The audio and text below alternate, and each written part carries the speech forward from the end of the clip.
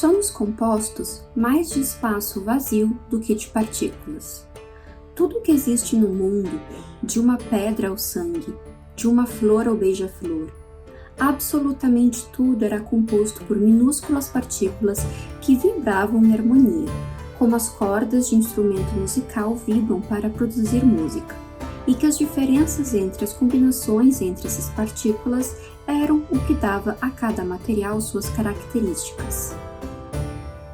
Olá pessoal, tudo bem com vocês? Meu nome é Sara Shimorantes e estou sempre aqui para falar de literatura e escrita, e hoje eu vou falar do terceiro livro que eu li de um autor nacional contemporâneo chamado Adriano Rossi. Eu já tenho 2 vídeos desse canal sobre 2 obras dele, que é 14 Domingos e A Filha do Oeste, ambos com pegadas bem diferentes. E hoje eu vou falar do seu mais recente lançamento, que é Cavaleiros da Tempestade. Porém, antes de entrar nesse universo, não esqueça de já deixar o seu like, porque isso me ajuda muito.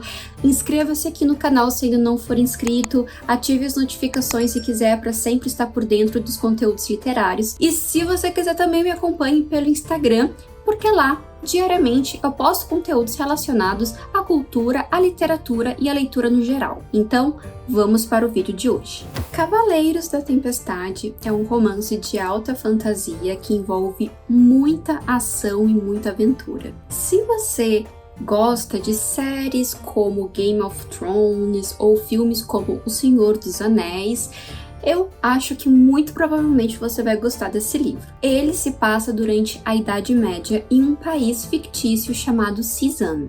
Um elemento muito importante nesse livro é a questão da música.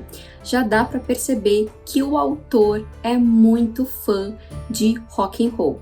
Inclusive, ele até fala algumas frases logo no início do livro que eu vou até ler para vocês. Uma vez ouvi que o rock and roll salvaria o mundo. Essa é a minha interpretação literal da frase. Outra observação que ele faz no livro é: para o leitor atento, saiba que a música transcende as barreiras entre a ficção e a realidade. Ou seja, então é uma excelente obra para a galera que curte rock and roll e que está sempre atento. A história não é linear, de modo que a gente vai encaixando os capítulos e os acontecimentos como num quebra-cabeça, e logo no final temos a conclusão do livro.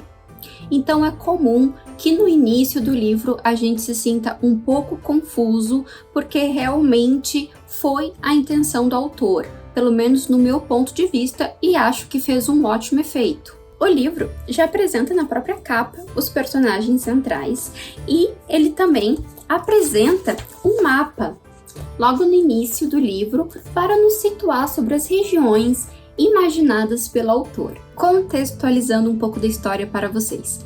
Nesse país existem 2 forças divergentes, mas que também podem se complementar, ou seja, ambas têm as suas necessidades, assim como ambas também podem ter os seus defeitos. E essas vertentes consistem na ordem e no caos. A ordem é representada pela cor azul e o caos pela cor vermelha. E tanto a ordem quanto o caos têm os seus guerreiros. O enredo começa nos apresentando uma trupe de bardos que pertencem ao caos. Eles acreditam que a ordem está invadindo vários lugares da região e estão tirando a vida de muitas pessoas, estão tentando puxar soldados para a ordem. A intenção deles nos leva a crer que eles querem acabar com o caos. Então, nesse contexto, cidades, estados guerreiam entre elas. Ah, mas onde entra a música nessa história? Pois é, aí que tá o mais intrigante da história. A música não é apenas um instrumento de entretenimento, mas também é um instrumento para luta.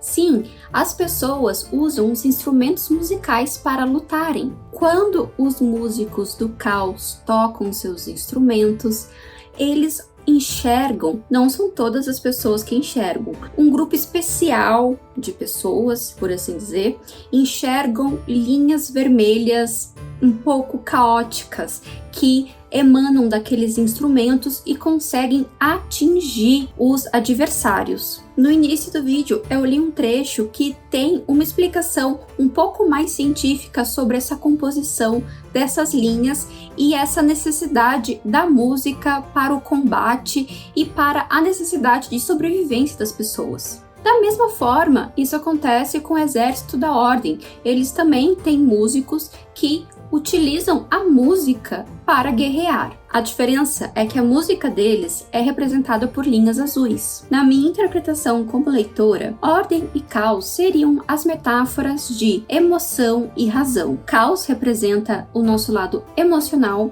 quanto a ordem o nosso lado racional. O caos reconhece que a ordem é necessária para manter o equilíbrio, mas o que acontece é que a ordem não quer esse equilíbrio aparentemente. A ordem quer que todos ficam sob seu comando. O próprio livro fala que a ordem representa a disciplina, os deveres, enquanto o caos representa a paixão, a adrenalina, o sabor da vida, todas essas características que fazem os seres humanos se divertirem. E cá entre nós, dentro da gente sempre tem um pouquinho de guerra entre razão e emoção.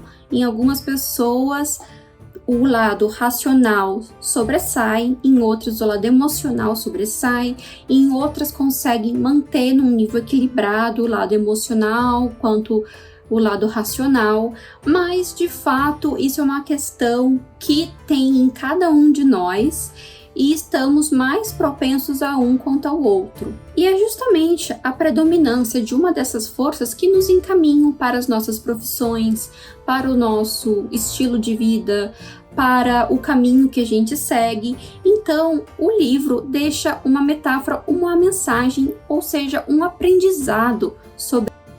E outra coisa que eu percebi também, no meu entendimento, é que às vezes a gente tenta deixar a intuição, a emoção de lado e tenta sempre querer que o lado racional, que a razão se sobressaia, porque acham que isso é a maneira mais correta de se pensar, sendo que não é necessariamente assim. O ideal é que realmente tenhamos um equilíbrio entre essas duas forças. Aposto que em algum momento da vida já aconteceu contigo de esquecer a tua intuição, deixar de lado e tentar racionalizar demais uma situação. Pode ter dado certo, pode também não ter dado certo. E é meio que isso que acontece na história quando a ordem tenta dominar tudo. E o caos reconhece que a ordem tem a sua importância, apesar de estar agindo de forma exagerada e atacando muitas pessoas. Uma coisa que eu achei também muito interessante no livro é que ele detalha bem os personagens, ou seja, os personagens são muito bem descritos e todos os personagens têm uma história, ou seja, o autor, no caso, fez questão de enfatizar o passado dos protagonistas centrais para a gente perceber certas características que coadunaram nas personalidades deles. Como num livro de alta fantasia, existem raças diferentes. Nesse livro existem povos bem distintos, existem criaturas místicas, existe de tudo, inclusive dragões. Então, para quem curte essa pegada, vai gostar de ler essa história. Além disso, a linguagem é super fluida, super simples, então não há nada que comprometa no entendimento do texto, o que deixa a obra mais leve e contribui até mesmo para uma leitura mais rápida. O livro tem muitas passagens de luta, muitas passagens de ação, muitas passagens de adrenalina, ou seja, conta com realmente muita aventura. Os cenários também são bastante enfatizados, ou seja, o autor descreve de uma forma primorosa cada ambiente, assim como a história de cada lugar, o que eu também acho muito legal.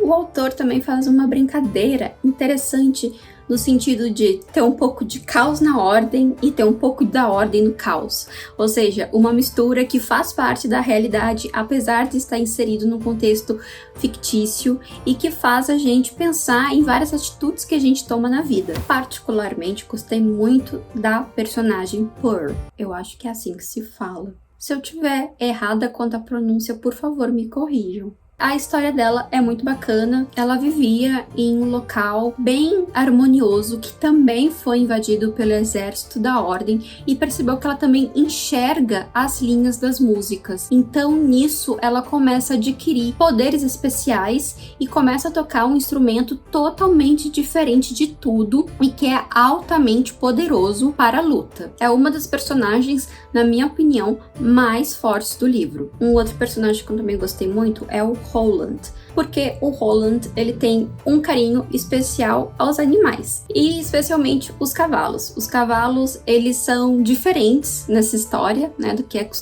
que somos acostumados a ver. E os cavalos, eles podem ter uma conexão muito grande com seus donos.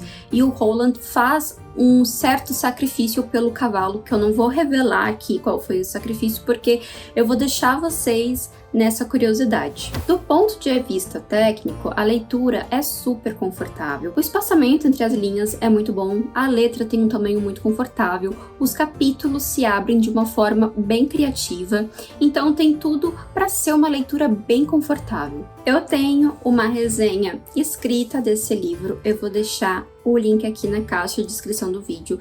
Também vou deixar na descrição os links para aquisição do livro, tanto físico quanto e-book. E vou deixar também na descrição o Instagram do autor, assim como os outros 2 vídeos que eu fiz sobre as obras do autor, tanto 14 Domingos quanto A Filha do Oeste. Mas e aí? O que vocês acharam dessa combinação de música com aventura, com lutas? O que vocês acharam da música como um instrumento para lutar? O que vocês acharam de toda essa conjectura?